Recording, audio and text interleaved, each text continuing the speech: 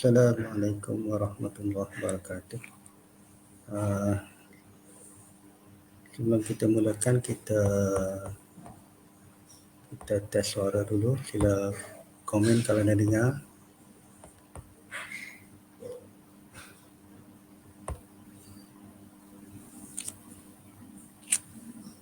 Kalau anda dengar, sila komen di bahagian komen tu bahawa anda dengar dengan jelas. Okey. Bagi masa sedikit sebelum kita mulakan. Dan dengar suara yang jelas. Saya tak nampak sebab kalau StreamYard ni dia kena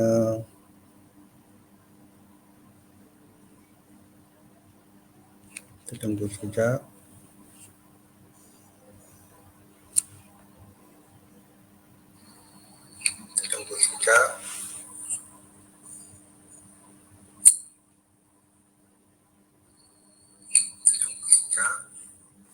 Okey, kalau kita lihat kepada senarai exam psikometrik yang akan berlangsung pada minggu ini, akan ada beberapa ujian psikometrik untuk pelbagai jawatan daripada grade 11. Ada grade 11, kita ada grade 11 adalah penghantar notis N11. Kemudian kita ada jurubahasa LA19, penolong pegawai meteorologi C29. Juga kita ada juru fotografi B19 untuk Sabah dan Sarawak, dan akhir sekali ialah pegawai pertanian awam KP41. So kita ada lebih kurang 5 jawatan di mana dilakukan ujian psikometrik juru fotografi dan pertanian awam pada hari Khamis 27 hari bulan, 2 hari lagi. Manakala bagi penghantar notis, jurubahasa dan juga penolong pegawai meteorologi pada hari Jumaat 28 hari bulan. Okey, untuk Usman Rosli kata salam tuan. Waalaikumsalam. Suara kadang-kadang pecah cuba. Biasalah bila kita buat secara live ni kadang suara dia agak, tapi saya cuba kuatkan sedikit. Okey, untuk permulaannya saya nak tengok kepada tengok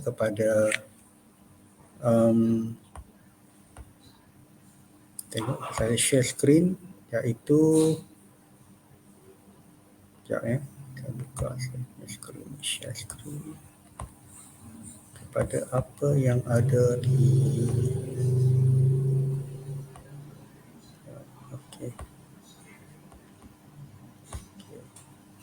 Okey, ini ialah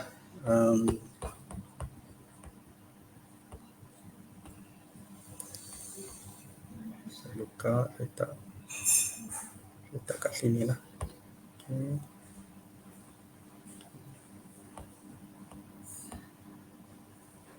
Okey, ini ialah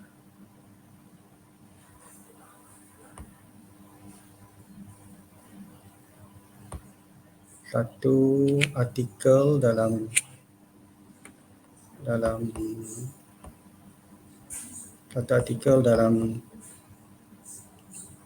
laman web saya, di mana ada contoh soalan, tapi dia kita tengok dulu apa sebenarnya ujian psikometrik ni. Jadi kalau anda pergi kat laman web ini, ada diceritakan, dimasukkan secara ringkas penerangan dari SPA apa itu ujian psikometrik. Saya cuba mainkan dulu, tengok mana.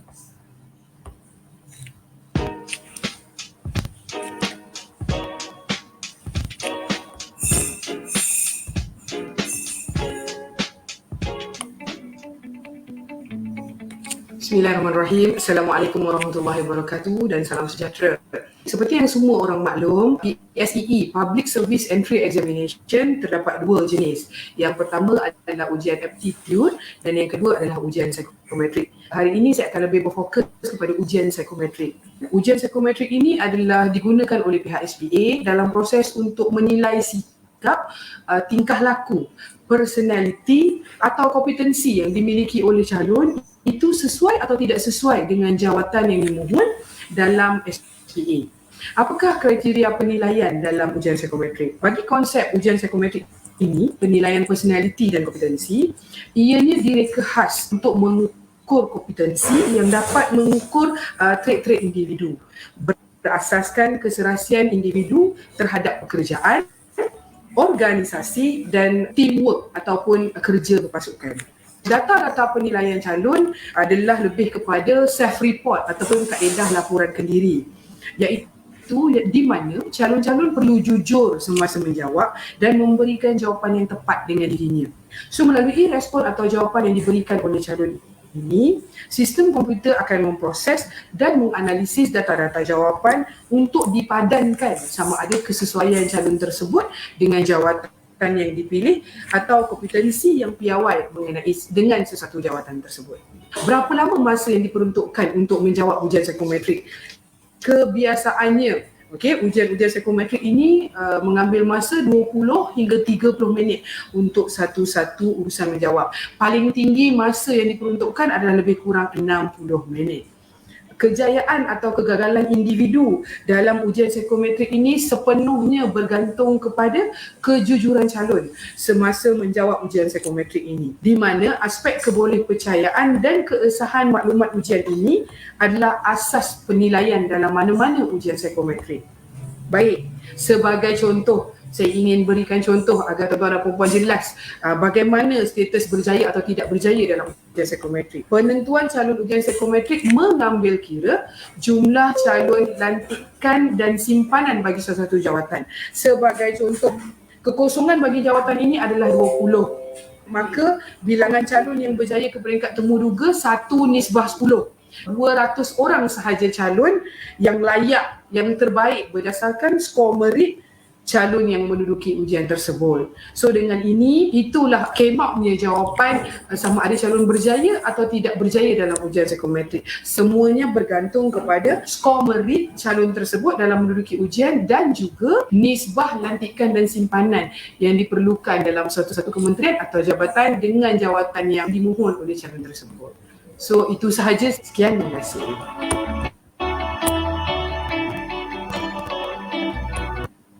Okey, itu tadi dia punya penerangan daripada SPA.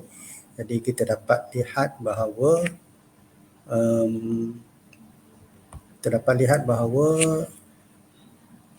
apa yang dinilai oleh SPA ini ialah nak cari calon yang berkelayakan dan sesuai dengan jawatan dia. Jadi apa tujuan psikometrik ini? Dari dua sebenarnya. Dua tujuan psikometrik ini. Yang pertama ialah untuk menapis calon supaya hanya mereka-mereka yang layak saja dipilih ke peringkat yang seterusnya, mungkin interview, temuduga. Dan kedua juga nak memilih calon-calon yang sesuai dengan jawatan dia. Jadi kalau ikut apa penerangan tadi, dia adalah padanan daripada sikap ataupun calon punya attitude dengan jawatan. Okey, seterusnya dalam ni disebutkan bahawa kita ada dalam ujian psikometrik ni, calon-calon punya item-item soalan yang mengukur personality calon, iaitu kepimpinan, kebolehan sosial, komunikasi, toleransi, kerjasama, kestabilan emosi, integriti, disiplin kejujuran. Jadi format soalan dia juga tak tetap. Dia ada soalan yang dipilih pilihan jawapan dia 2 atau 3. Ada yang juga pada soalan tu, kat sini kata ada pilihan ya atau tidak, betul atau salah, ya atau betul atau tak pasti. Ataupun ada juga soalan-soalan di mana ada 4 hingga 5 jawapan untuk mengunci keyakinan anda, sama ada anda setuju, sangat setuju, tidak pasti, tak bersetuju, sangat tidak setuju. Jadi bila anda membuat pilihan, pastikan anda membuat pilihan yang betul. Okey, jadi kalau dirangkumi ini ianya adalah satu ujian refleksi nak tahu siapa anda dan macam mana anda jalani kehidupan harian dia. Okey, sebab itu kita biasa anda kalau anda pernah ambil ujian psikometrik ni, selalu ditekan bahawa kita nak tonjolkan nilai-nilai yang positif. Sebenarnya kita menjelaskan personality kita. Cuma kalau dalam diri kita ni ada yang negatif, kita pendamkan tapi kita tunjukkan ciri-ciri yang positif. Jadi kat sini sebut ni seharusnya aura positif yang menguasai anda dan bukan sebaliknya. Jadi yang akan nilai anda ialah jawapan anda ini ialah oleh komputer. Sistem komputer telah diprogramkan untuk menilai calon-calon sama ada sesuai atau tidak dengan jawatan tersebut. Antara soalan dia akan nak tanya nilai sama ada jadi berani mencuba, tak takut gagal, mudah menerima dan terima orang lain dan sebagainya. Kalau nilai negatif dia pula ialah tak bergaul dengan orang, tak boleh terima pandangan orang, perhatikan kurang menarik dan sebagainya. Seperti anda maklum, SPA ni dia kaki tangan dia adalah kaki tangan awam yang berurusan dengan masyarakat, dengan rakyat. Jadi perlu mereka-mereka yang betul-betul sesuai. Kalau ada sikap sombong, sikap tidak bekerjasama tu, maka itu yang negatif lah.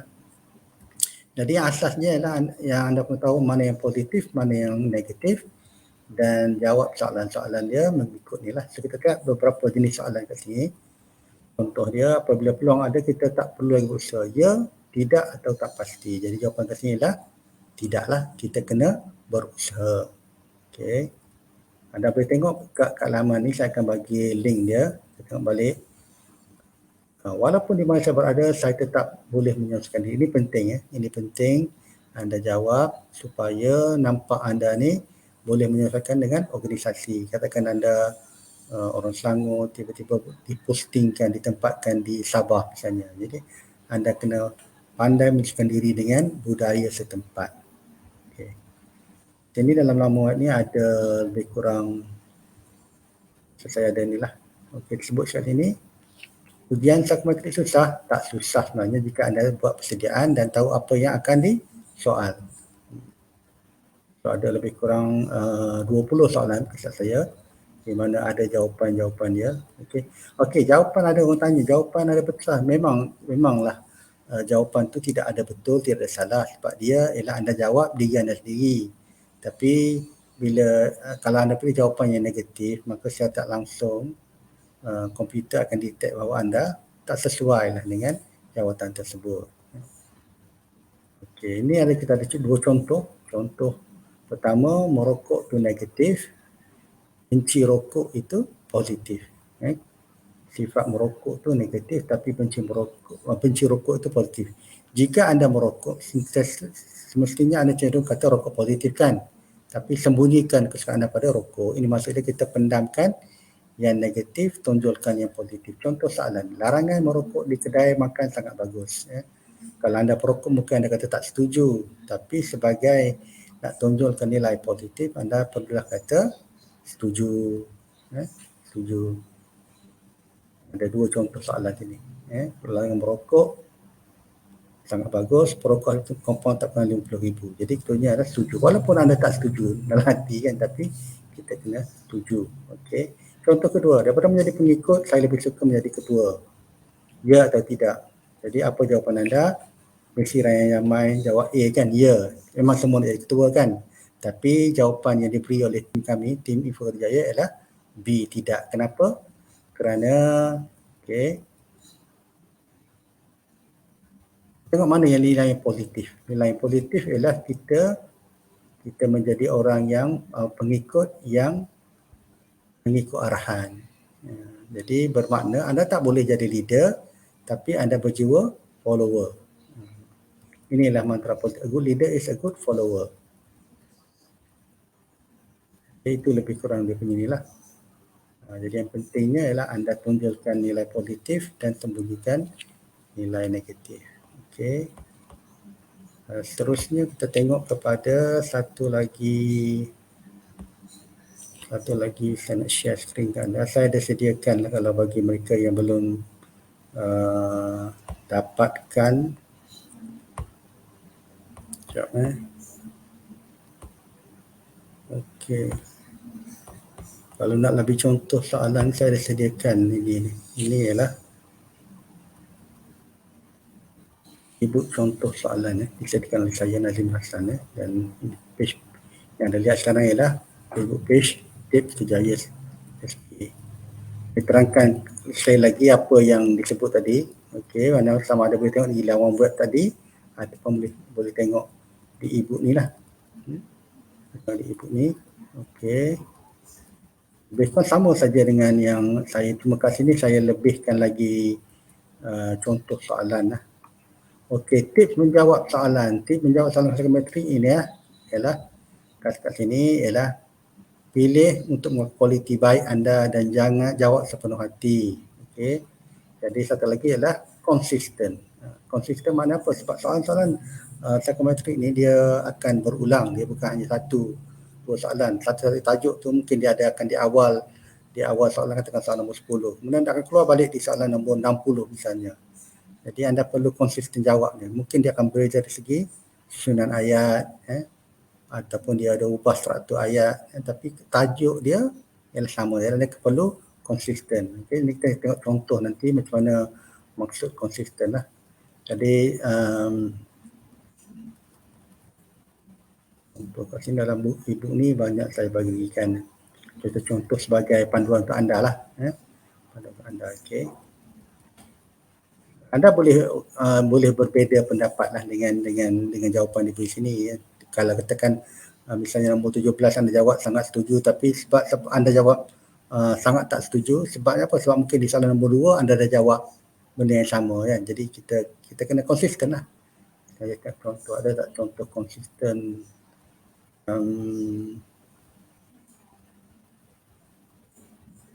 saya ada dekat ujung nanti di sini ada kat sini.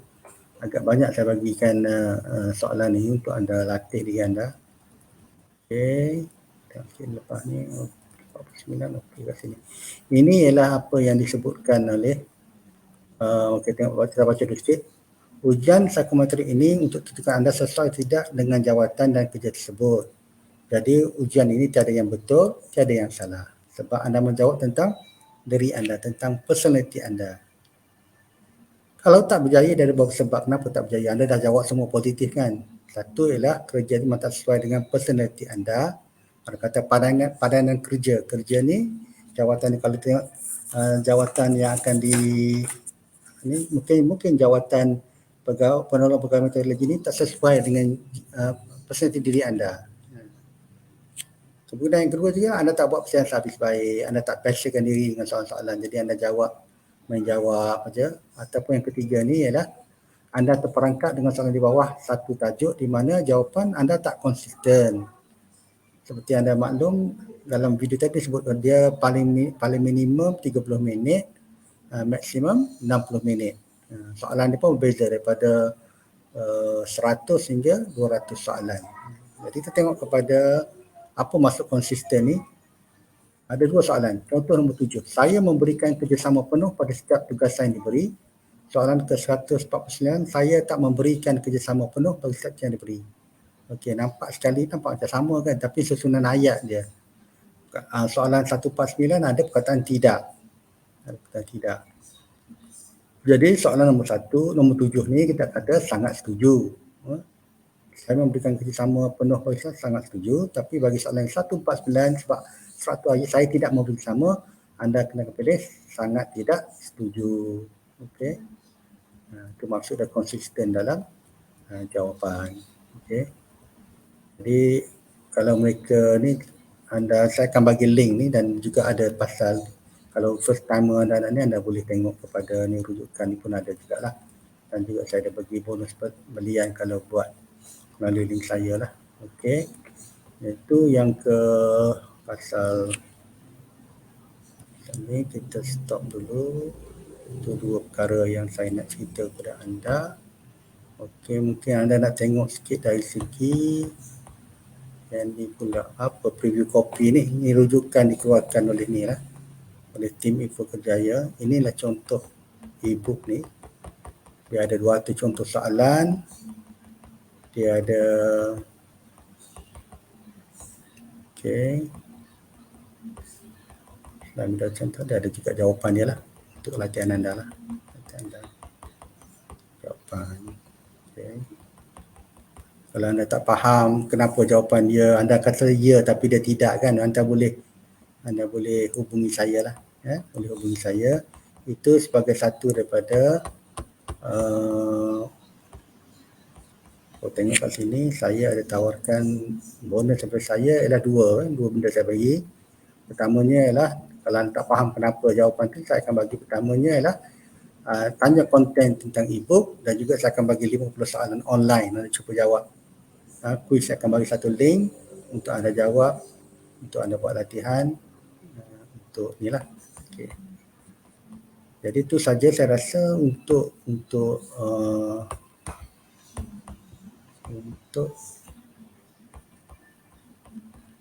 sekejap Okey, itu saja yang ni. Kalau ada apa-apa soalan, anda boleh tulis soalan bagian komen, saya cuba jawab kalau saya tahu.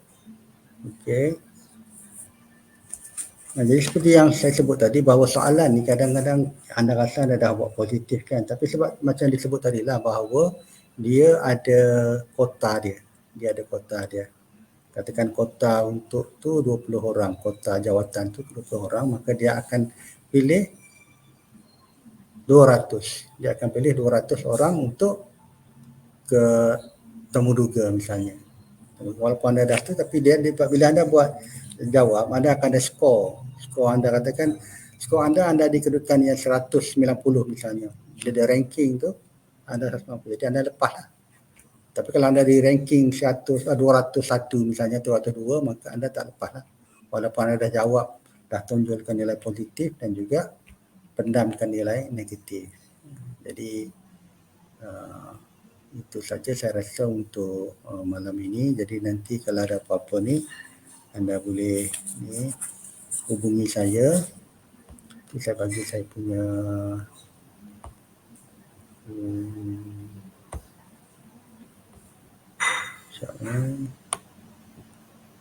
Okey, kalau nak hubungi saya, ini nombor saya.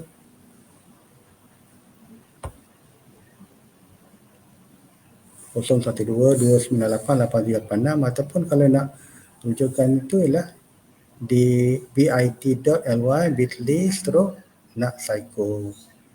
Kalau nak rujukan ni lah. Jadi ada apa-apa soalan tak? Anda nak tanya? Jadi kalau banding dengan PC ni, PSEE Public Service Examination Entry ni, dia ada dua. Satu ialah attitude, iaitu misalnya yang ada soalan section A, B dan C macam pengetahuan am, daya macam masalah, kemampuan bahasa Inggeris. Tapi ini ialah psikometrik. Psikometrik ni dia bagi masa, kalau kita tengok pada email panggilan tu, daripada 9 hingga pukul 5 petang. 9 hingga 5 petang. Jadi calon bebas nak jawab masa-masa bila. Cuma saya sarankan jawablah secepat mungkin lah.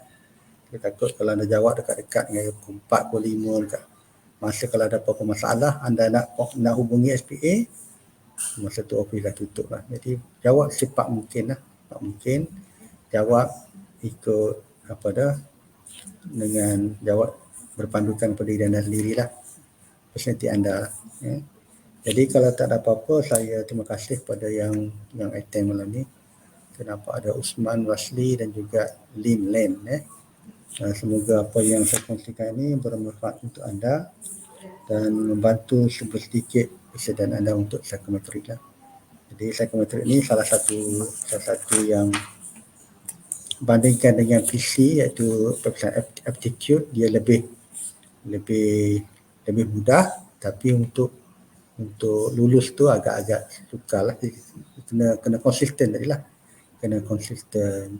Jadi itu saja. Terima kasih kepada yang berperhatian. Terima kasih Usman Asli. Saya doakan anda dipermudahkan urusan dalam exam ini. Terima kasih sekali lagi. Assalamualaikum warahmatullahi wabarakatuh.